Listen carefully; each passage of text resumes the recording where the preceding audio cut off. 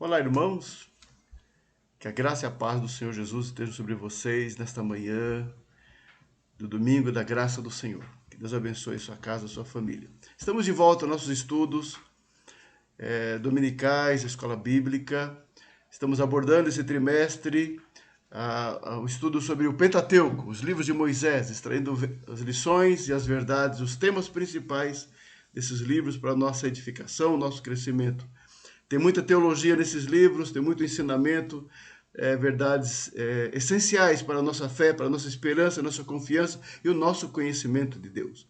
A nossa lição de hoje é a lição de número 4 e vai abordar um dos acontecimentos extraordinários, marcantes no Antigo Testamento. A história, a narrativa do dilúvio. E vamos estudar o texto que se encontra em Gênesis capítulo 6, versículos de 1 a 9. Nós vamos fazer a leitura desse texto, Gênesis 6, de 1 a 9, que será o texto básico da nossa aula desta manhã.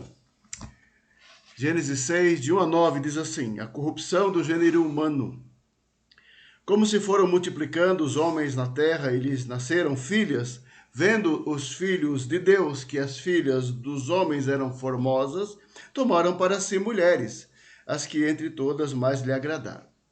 Então disse o Senhor: o meu espírito não agirá para sempre no homem, pois este é carnal, e os seus dias serão 120 anos.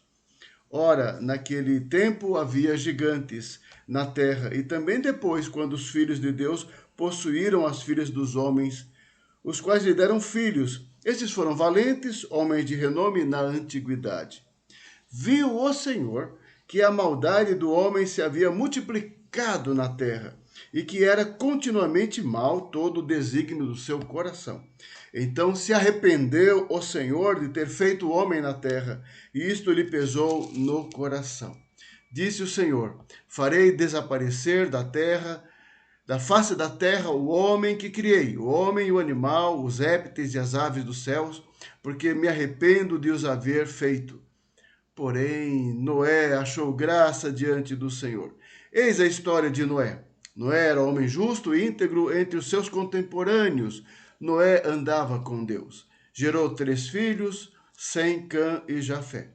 Eu vou ler mais 2 versículos, diz assim, versículos 11 e 12. A terra estava corrompida à vista de Deus e cheia de violência.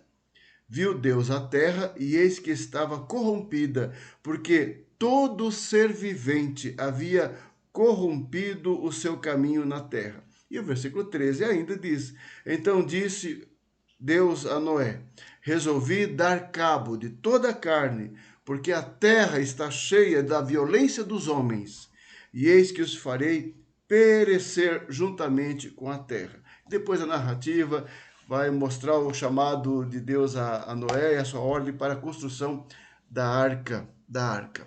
Oremos. Ó Deus amado, abençoa, Senhor, esta aula e abençoa as famílias da nossa igreja, Senhor, e abençoa nossa escola dominical, abençoa este ano novo de atividades, ó Pai. Tem misericórdia, Senhor, e, ó Deus, proporciona as vacinas, ó Deus amado, o quanto antes, e o retorno da normalidade da vida da sociedade e da nossa igreja. Tenha misericórdia de nós, perdoa nossos pecados, em nome de Jesus. Amém. Amém.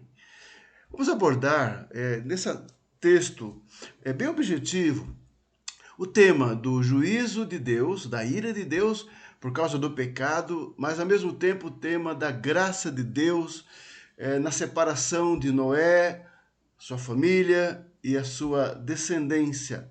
Ou seja, a ira de Deus contra o pecado da humanidade, revelada no dilúvio, ao mesmo tempo a graça de Deus na escolha, a separação de Noé e na salvação da sua família.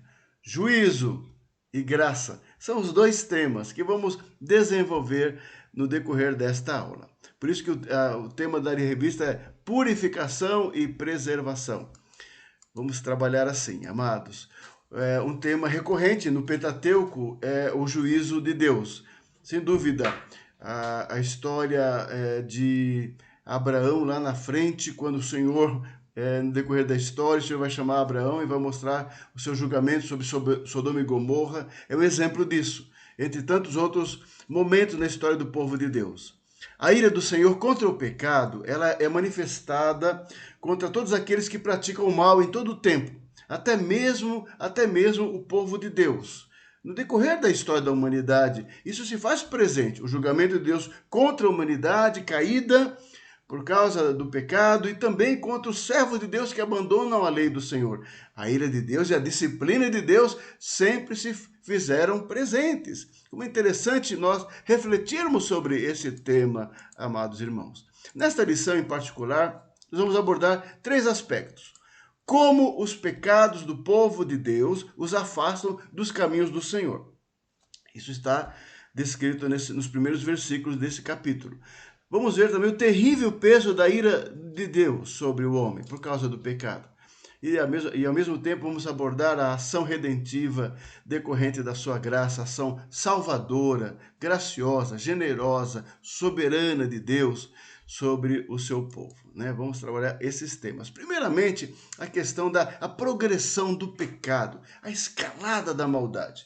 Essa narrativa é interessante que mostra que depois da queda se multiplicou os homens na face da terra, as nações foram constituídas, os homens estavam se multiplicando, ao mesmo tempo o pecado cresceu, a maldade cresceu, a corrupção cresceu e atingiu os extremos, os limites. O coração do homem, a mente humana e todos os homens daquela geração de Noé estavam contaminados pelo pecado. Todos eles, diz o texto assim, viu o Senhor a maldade, havia tomado conta e corrompido toda a terra. Toda a terra estava cheia de violência, toda a terra estava corrompida. Que coisa, que situação gravíssima, ao ponto de Deus se arrepender de ter criado o homem. Olha, mas é interessante esse termo se arrepender. Para Deus, né? Não é que Deus volta atrás daquilo que ele pensa. Não, é no sentido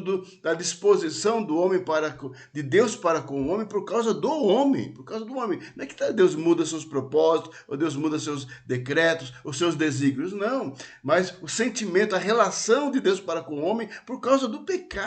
É afetada a maldade, né? Chega ao trono de Deus. A presença do pecado provocou, então, mudanças profundas e terríveis na humanidade, né? No mundo.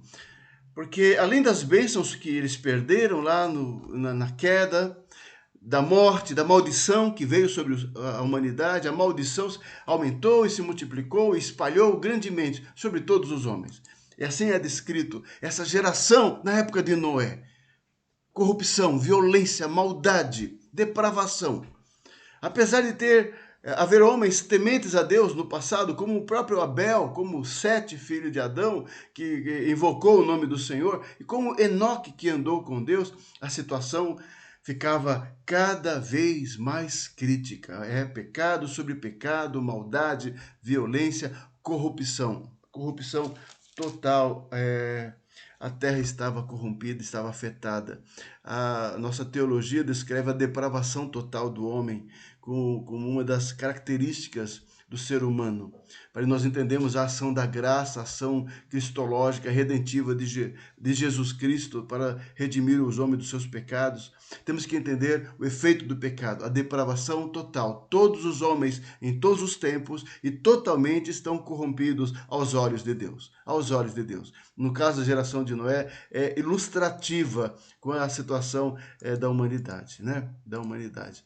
Os males do pecado eram imensos, tomaram conta de toda a terra. Por isso, diz o texto, Deus falou isso a Noé. Ele determinou a destruição de toda aquela geração, por meio de uma grande chuva, por meio do dilúvio. Era a manifestação da ira de Deus. A ira de Deus contra o pecado. O pecado é abominável diante de Deus. O pecado afronta a Deus. O pecado é terrível aos olhos do Senhor. Inaceitável. Gênesis 6, 5 e 6, nós já viu o Senhor que a maldade do homem se havia multiplicado na terra e que era continuamente mal todo o desígnio do seu coração, todo o propósito, toda a intenção era má. O que o homem pensava era mal, o que ele desejava era mal, o que ele ansiava era mal, o que ele planejava era mal, o que ele praticava era mal. Então se arrependeu o Senhor de ter feito o homem na terra, isso lhe pesou o coração. Versículos 11 e 12 assim diz: a terra estava corrompida à vista de Deus e cheia de violência, tomada, totalmente tomada pelo pecado. Viu Deus a terra e estava corrompida. Interessante essa expressão, viu Deus a terra e estava corrompida, porque se voltarmos um pouquinho no livro de Gênesis, quando na obra da criação, viu o Senhor a sua obra e eis que era tudo muito bom, antes da queda. Antes da queda era tudo muito bom. A criação, a natureza, o ser humano, a ordem que estabeleceu o Senhor, era tudo muito bom. Mas veio a queda de Adão e trouxe o pecado, a corrupção, a maldade, o julgamento, o castigo sobre e a maldição sobre toda a humanidade, corrompendo todos os homens. A terra estava debaixo da maldição, a terra está debaixo da maldição por causa da queda. O profeta Jeremias diz assim no capítulo 17, versículo 9 do seu livro: enganoso é o coração mais do que todas as coisas e desesperadamente corrupto. O coração humano, sem a graça de Deus, sem a graça, sem a ação do Espírito Santo, era desesperadamente corrupto, totalmente corrupto. Quem o conhecerá? Diz assim o profeta. Jó descreve desta maneira a situação do homem caído, a corrupção do coração. Veja só como Jó descreve. Capítulo 15, versículos 14 a 16 do seu livro. Que é o homem para que seja puro? E o que nasce de mulher para ser justo? Eis que Deus não confia nem nos seus santos, nem os céus são puros aos seus olhos. Quanto menos o homem que é abominável e corrupto, que bebe a iniquidade como a água.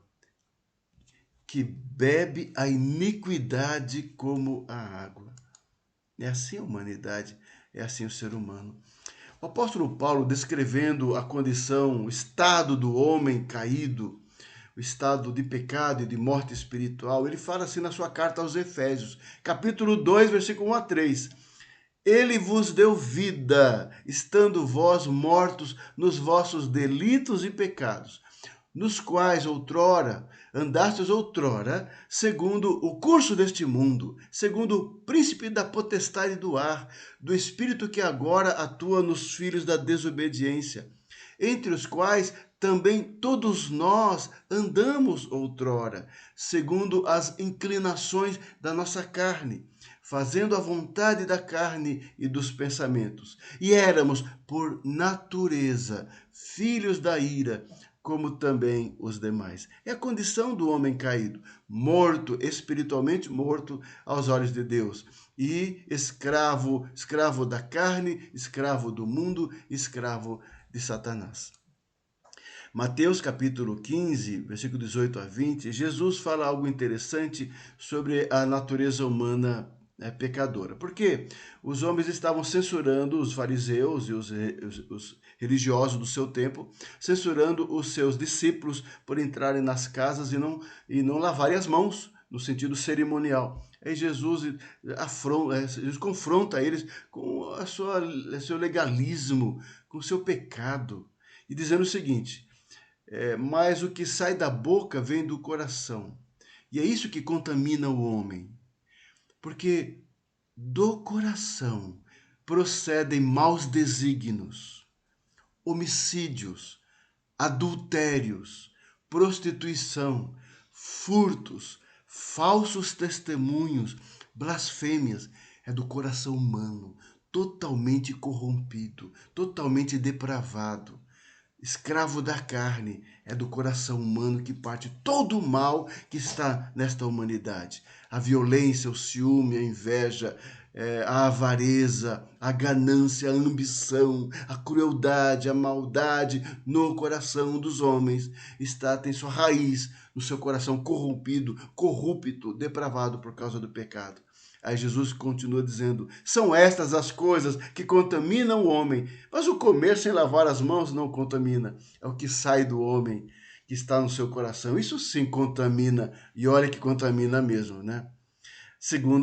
Nossa segunda lição da nossa aula é o pecado dos filhos de Deus, que é descrito nessa narrativa. Ele faz uma coisa interessante ao descrever a situação de toda a humanidade, mas ele particulariza a condição de um povo, né? de algumas pessoas em particular. Ele chama os filhos de Deus.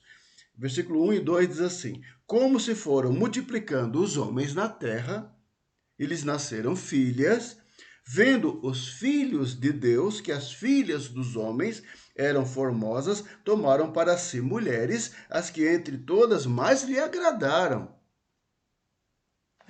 Aí houve a corrupção, nasceram os gigantes e né, possuíram. Versículo 4. Ora, naquele tempo havia gigantes na terra e também depois, quando os filhos de Deus possuíram as filhas dos homens, os quais lhe deram filhos. Esses foram valentes, varões de renome na antiguidade. Assim como os homens se corromperam, os filhos de Deus se perderam também. E aí vamos explicar quem são esses filhos de Deus. Assim como Eva, no capítulo 3, né, que fala, que narra a situação da queda do homem e o castigo de Deus, os filhos de Deus, nossa narrativa do capítulo 6, viram as filhas dos homens, que eram formosas, tomaram para si a desejar. Esta união desagradou a Deus a tal ponto que Deus se arrependeu de terem feito eles e a vida deles se limitou a 120 anos. É só lembrar que as gerações anteriores eram homens que viveram centenas de anos pela providência soberana de Deus, pela ação do Espírito Santo na humanidade, mais do que tudo. Por que os homens viveram tantos anos? Era a mão de Deus presente na humanidade, a ação providencial na construção da sociedade. Deus fazia isso e permitiu a eles de uma forma extraordinária isso. Mas, a partir do capítulo 6 de Gênesis, vemos uma mudança, Deus limitando a vida humana para um período menor. Versículo 3 assim: pois é carnal e os seus dias serão 120 anos. É a mão de Deus em todas as coisas. Esses filhos de Deus, que são citados, diz respeito à linhagem santa, à linhagem separada. Que linhagem é essa, pastor? É a linhagem dos filhos de Sete. Depois que Caim matou Abel, Adão teve outro filho chamado Sete, e a partir de então começaram a invocar o nome do Senhor. Ou seja, de um outro filho de Adão, o Senhor foi preservando uma linhagem de pessoas, de adoradores, de pessoas que invocavam a Deus e que receberam os ensinamentos dos pais, ou seja, a partir de Adão e Eva, recebendo os ensinamentos, e Deus agindo providencialmente na vida desses homens, dessa descendência santa, sagrada, assim escolhida, separada no decorrer dessas gerações, tá?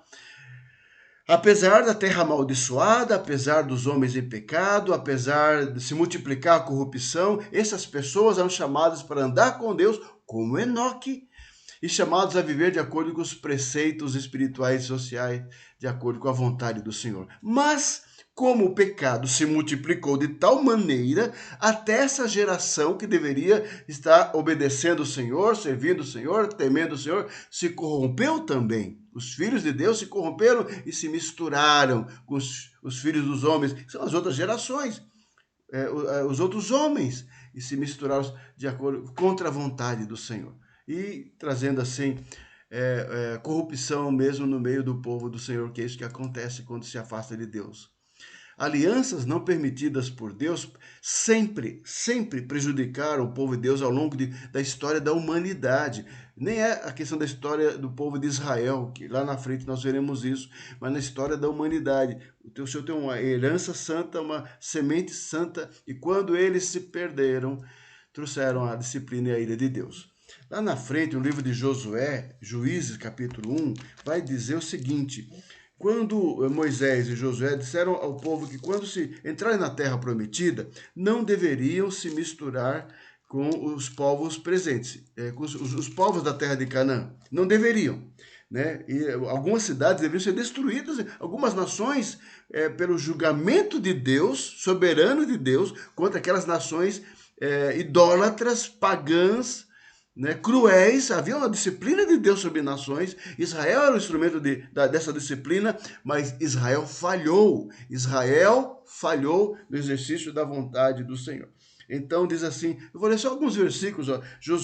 Juízes capítulo 1, versículo 27 diz assim: Manassés, a tribo de Manassés, quando tomou posse da sua terra em Canaã, não expulsou os habitantes de Bet-Sean, nem os de Taanac, nem os de Dor, nem os de Ibleão, nem os de Megido, todas as suas respectivas aldeias, pelo que os cananeus lograram permanecer na mesma terra, desobedeceram ao Senhor.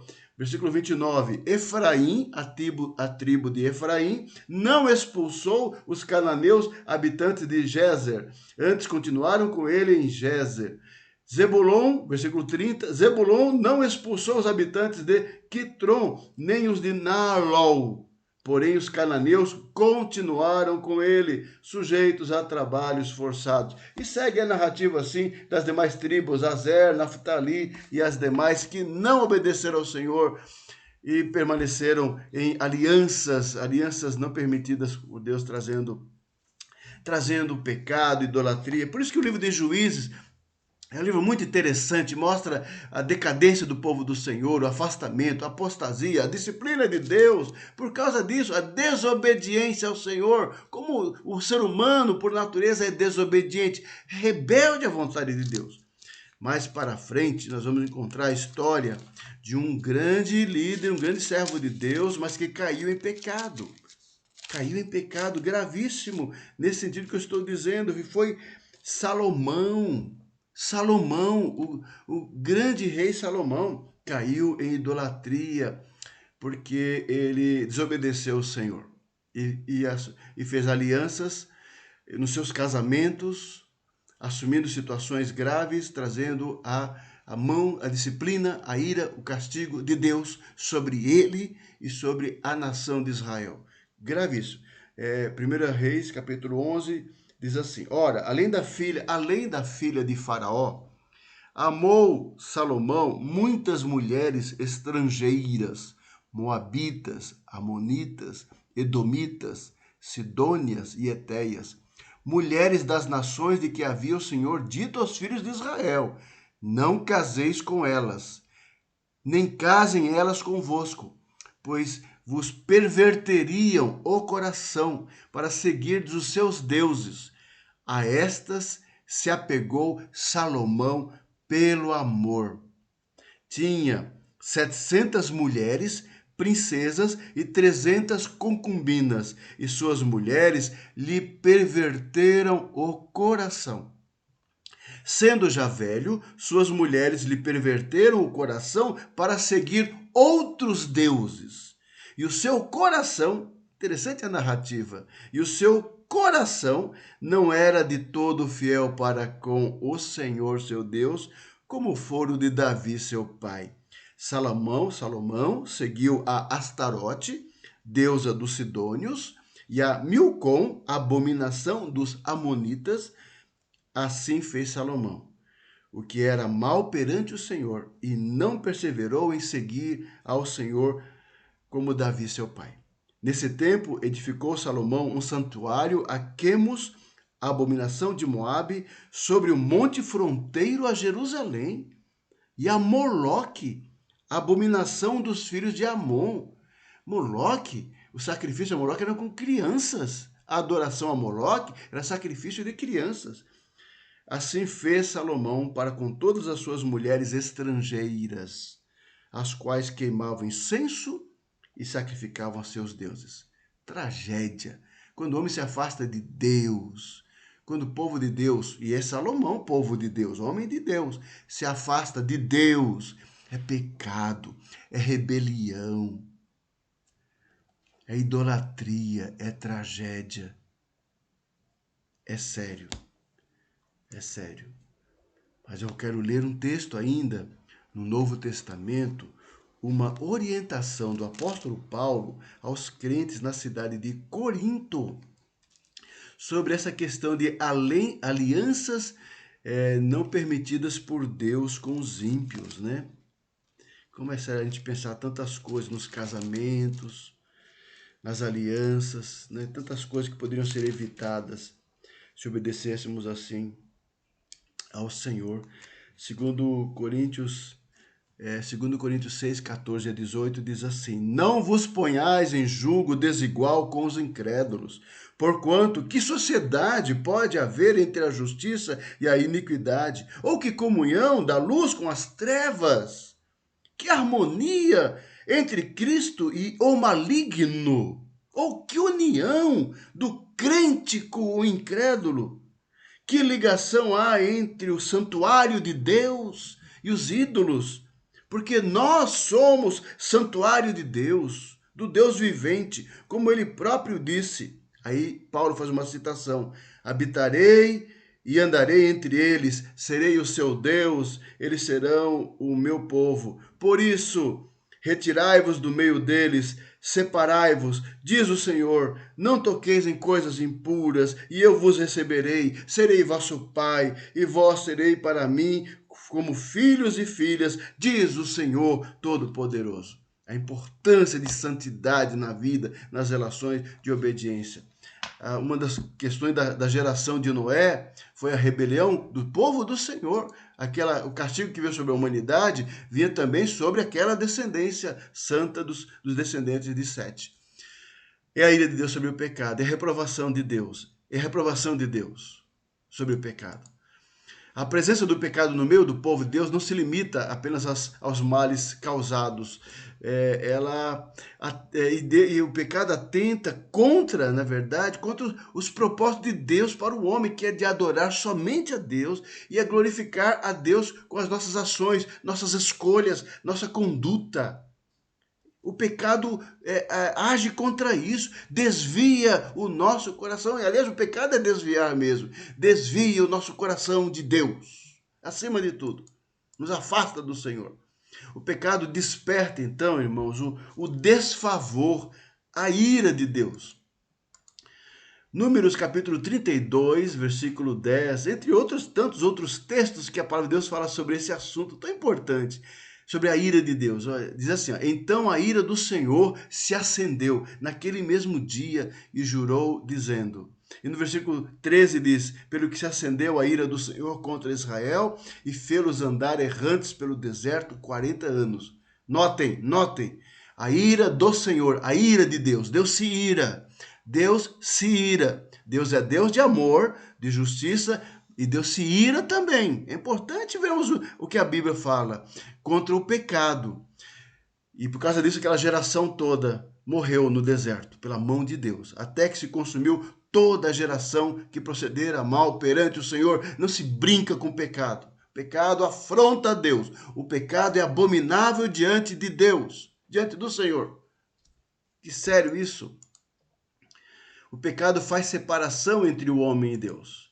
O profeta Isaías, no seu capítulo 59, assim, fala sobre esse assunto, esta verdade. O pecado faz separação entre o homem e Deus. Diz assim o profeta: Eis que a mão do Senhor não está encolhida, para que não possa salvar, nem surdo o seu ouvido para não poder ouvir, mas as vossas iniquidades fazem separação entre vós e o vosso Deus. E os vossos pecados encobrem o seu rosto de vós, para que vos não ouça.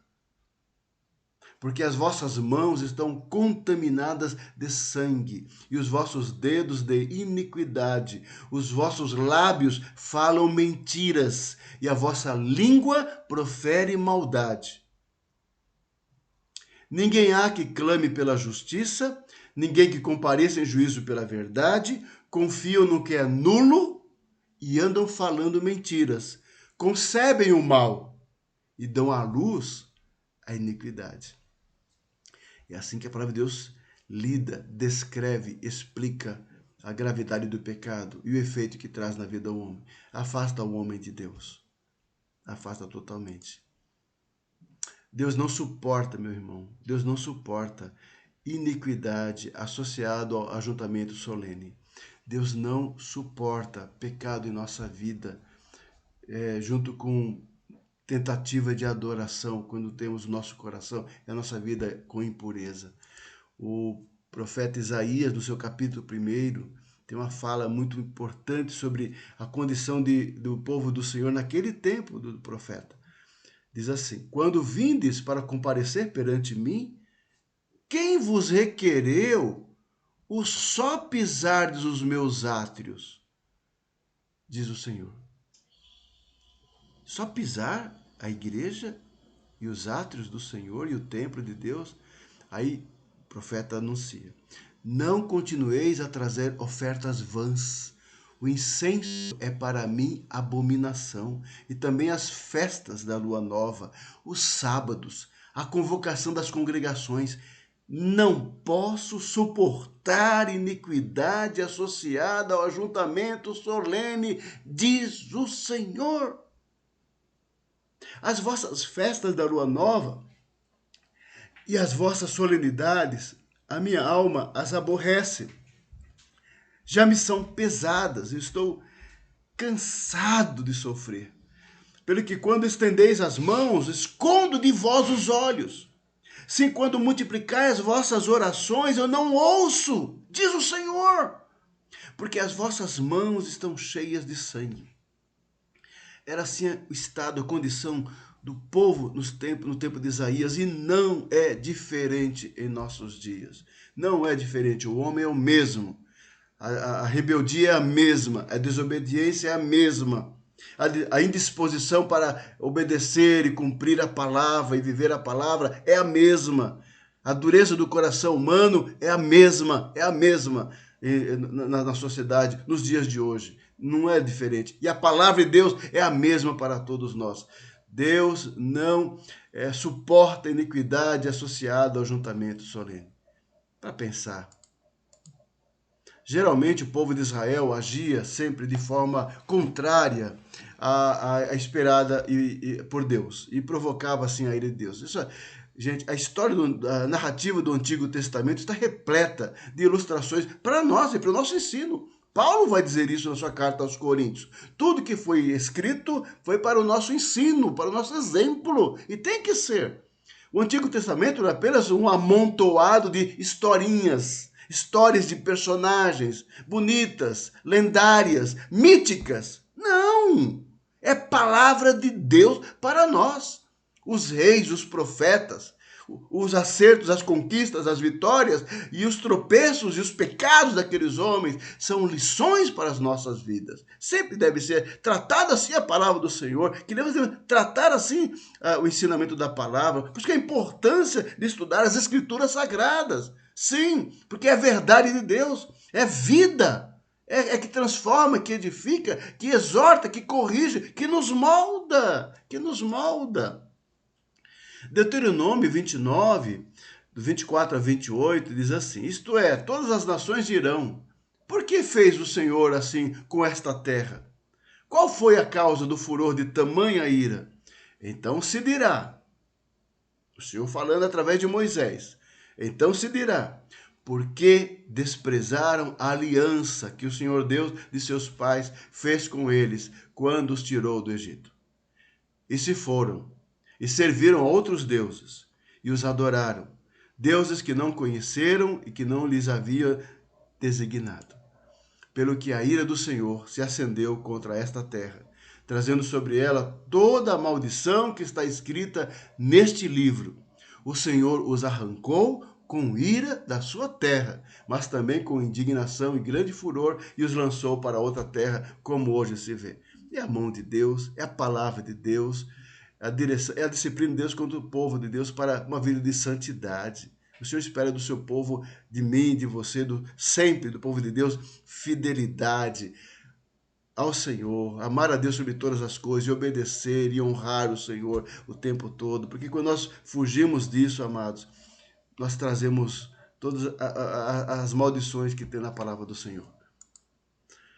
Quarta lição. Se nós encontramos na história do dilúvio, né? A questão do pecado da humanidade, da depravação do homem, da corrupção de toda a humanidade. trazendo a abominação, trazendo a provocação a Deus, trazendo a ira do Senhor, o julgamento e o juízo. Mas mesmo assim, no meio de um cenário terrível, trágico, a graça se faz manifestar. A luz do céu se faz manifestar na vida de uma pessoa, de um homem em meio a uma geração inteira. Você já parou para pensar nisso? No meio de uma geração inteira, apenas um homem achou graça diante do Senhor. Noé. Isso é graça. Bondade de Deus. Poderia ter Deus eliminado justamente todos eles. Mas aprove ao Senhor escolher e separar um homem e levantar um homem. E que por meio do qual seria um instrumento de recomeço da humanidade, pela soberana obra do Senhor, do Criador. Depois de descrever a corrupção dos homens, o impacto causado na relação, Deus manifesta a sua graça através de Noé. Era um homem escolhido para continuar o plano da redenção, sim, porque o plano desde o Éden, ou desde a eternidade, haveria de ser feito lá na frente, através do descendente da mulher, Jesus Cristo, do prometido. Então esse plano haveria de continuar e Deus então levanta o seu instrumento para preservar a glória do Criador. A justiça foi plenamente satisfeita no dilúvio. A progressão da maldade daquele tempo, meu Deus, a extensão, todos os homens contaminados e o coração dos homens totalmente contaminados. Você tem noção disso? Essa progressão do mal foi estancada pelo ato soberano de Deus. Mas o seu amor também foi manifestado, mesmo no julgamento justo. A graça de Deus se manifestou de uma forma salvadora através de Noé. Gênesis 6, 8, 9 diz assim, olha que texto, você conhece esse texto, já lemos. Porém Noé achou graça diante do Senhor. Que expressão, nós estamos acostumados com esses termos, né? Estamos tão acostumados com esses termos que nós não pensamos, meditamos devidamente nele. Porém, Noé achou graça diante do Senhor, Criador dos céus e da terra. Eis a história de Noé. Noé era um homem justo e íntegro entre os seus contemporâneos. Noé andava com Deus. Um homem que andava com Deus no meio do pecado, da corrupção, da maldade, da violência. Havia um santo na terra. Um homem que andava com Deus, como Enoque anteriormente andava com Deus. Noé agora, homens separados, homens únicos,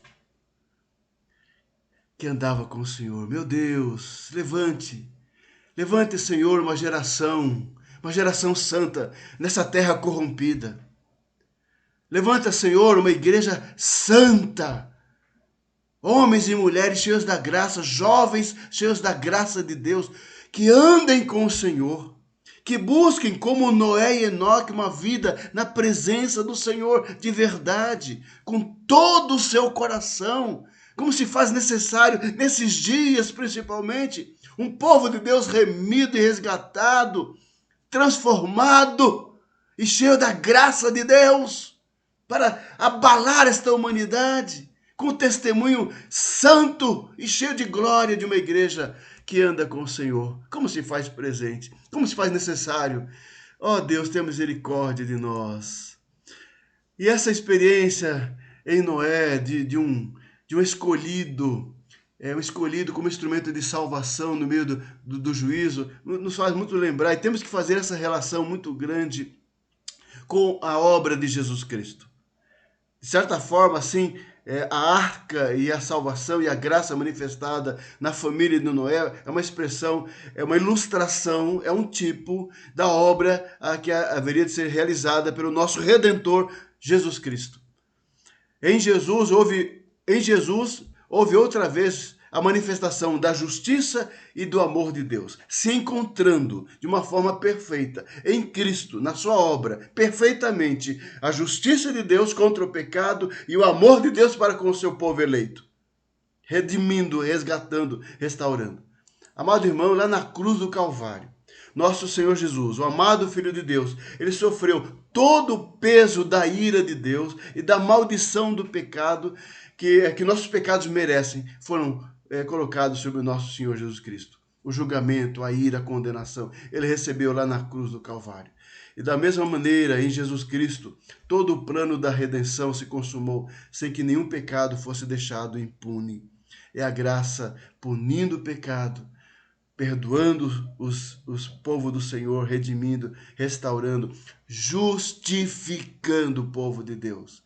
É justiça, é graça, é a condenação do pecado no seu próprio Filho. Aprove a Deus condenar o pecado no seu próprio Filho, por amor de mim e amor de você, meu irmão. Temos noção disso? Por amor de nós, o peso do pecado de todos nós foi lançado sobre ele.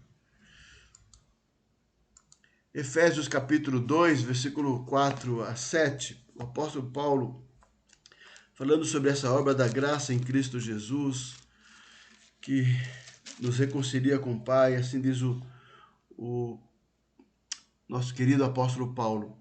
Mas Deus, sendo rico em misericórdia, por causa do grande amor com que nos amou, e estando nós mortos em nossos delitos, nos deu vida juntamente com Cristo. Pela graça sois salvos. E juntamente com ele nos ressuscitou nos lugares, nos ressuscitou e nos fez assentar nos lugares celestiais em Cristo Jesus, para mostrar nos séculos vindouros a suprema riqueza da sua graça, em bondade para conosco, em Cristo Jesus. Em Cristo. Ele nos salvou em Cristo, ele nos deu vida em Cristo, nos assentou em lugares celestiais em Cristo. Fomos salvos em Cristo Jesus. Por isso, porque aí depois ele complementa, porque pela graça sois salvos mediante a fé, e isto não vem de vós, é um dom de Deus, não de obras para que ninguém se glorie. Glória a Deus pela maravilhosa obra de salvação que temos na pessoa de Jesus, que nos liberta do pecado. O apóstolo Paulo também, na sua carta aos Romanos, capítulo 3 de Romanos, ele vai falar sobre essa obra de Cristo, que tratou a questão do pecado com justiça, a justiça de Deus contra o pecado e a graça de Deus para salvar. Ou seja, no mesmo ato na cruz, nós temos a justiça e o amor de Deus. Na cruz nós temos a justiça e o amor de Deus. Romanos 3, 21 a 24 diz assim: Mas agora, sem lei, se manifestou a justiça de Deus testemunhada pela lei e pelos profetas. Justiça de Deus mediante a fé em Jesus Cristo, para todos e sobre todos os que creem, porque não há distinção, pois todos pecaram e carecem da glória de Deus. Todos pecaram e todos estão debaixo do pecado. Somente a graça de Deus que nos tira dessa condição. Aí o 24 diz mais: sendo justificados gratuitamente por sua graça, mediante a redenção que há em Cristo Jesus. Que bênção, meu irmão, a gente pensar a manifestação da graça, como nos dias de Noé. Nos dias de Noé, ele foi objeto desta graça e um exemplo dessa graça redentora que nós agora alcançamos todos pela obra salvadora e redentora de Cristo Jesus. Que bênção, amados, pensarmos assim. Concluindo nossa aula de hoje nesses temas, né, sobre a progressão do pecado, sobre a ira de Deus contra o pecado, sobre a questão dos filhos de Deus que se afastam e são disciplinados por Deus. Aquela geração foi, e assim na história da Bíblia nós temos os exemplos do povo de Deus sendo tratado, cuidado e às vezes disciplinado e corrigido por Deus. E finalmente entendemos lá em Noé, objeto da graça, instrumento da graça e exemplo do que Cristo fez por nós lá na cruz do Calvário, trazendo a salvação. Então, concluindo, irmãos, na lição de hoje aprendemos que o pecado escraviza a humanidade perdida muitas vezes e também se manifesta no meio do povo de Deus. Guarde isso. A condição do ser humano e da humanidade está em pecado ainda. O vírus maior que destrói o homem, o vírus maior que destrói o homem é a sua natureza pecaminosa, sua condição, seu estado diante de Deus. Está perdido. E seu coração corrompido, perdido diante do Senhor, precisa de Jesus, precisa de salvação, precisa.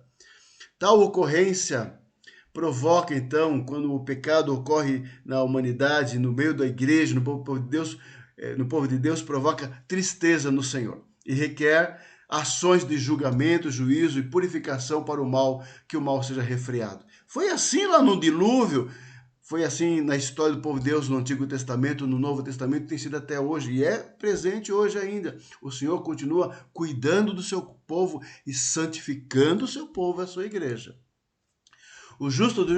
A terceira lição, o justo juízo de Deus está perfeitamente harmonizado sempre com o seu amor gracioso e redentor. O Senhor exerce a sua justiça sempre, perfeita, soberana, e seu amor gracioso e gracioso. E aprendemos então que a mais clara manifestação dessa comunhão, desse acordo que se viu lá na cruz de Cristo, a justiça e o amor, mas também se vê no modo como Deus disciplina e corrige ainda hoje e trata os filhos que ama. Algumas aplicações, amados. Diante disso, devemos todos nós, manter o nosso compromisso de andar com Deus. Nosso compromisso de andar com Deus. Quem estiver em pé, veja que não caia. Quem estiver em pé, veja que não caia. Vigiai e orai, meu irmão. Cuida da sua vida espiritual, uma vida intensa com Deus, uma vida de santidade, de fidelidade. Se afaste do mal, se afaste do pecado, das coisas que desagradam ao Senhor. Se afaste, meu irmão, se afaste. O pecado e o mal que nos cercam devem ser combatidos em nosso meio, sim. Como fazemos isso? Primeiro, com uma vida nova, uma vida de santidade diante do Senhor, um testemunho, uma conduta santa diante de Deus, uma vida de obediência ao Senhor, de amor ao Senhor, e também com a pregação do Evangelho. Como lidar com a condição humana? Como mudar o coração corrompido da humanidade? Pregando o Evangelho. Só o Evangelho pode libertar. Só o Evangelho pode transformar, curar a alma humana e libertar com sua graça pelo poder do Espírito Santo de Deus. Assim devemos combater. E devemos também, finalizando, estarmos prontos a receber, quando assim acontecer, com paciência, a disciplina do Senhor. Nós sabemos quando fazemos as coisas erradas, quando estamos longe de Deus, nós sabemos, o Espírito Santo fala no nosso coração, e às vezes estamos experimentando algumas situações por causa de nossa infidelidade, desobediência, e como o pai disciplina os filhos que ama, às vezes nós somos disciplinados, precisamos aceitar e esperar no Senhor, porque o Senhor nos purifica e nos faz crescer para o nosso bem, nos faz crescer em santidade e obediência. Amém? Que Deus assim te abençoe com esta lição, com essas aplicações, com esse texto. Estude a lição. Você tem a revista, estude a lição. Estude o capítulo 6 e 7 de Gênesis, a narrativa do dilúvio. Veja que lições preciosas, quantos ensinamentos, quantas verdades que tem a ver com a nossa vida, com a nossa experiência de graça, de quebrantamento diante do Senhor e descansar. Entender a santidade de Deus contra o pecado e entender que precisamos ter uma vida santa diante do Senhor. Que Deus te abençoe, meu irmão. Tenha um ótimo domingo assim na presença de Deus, você e sua casa. Fiquem com Deus.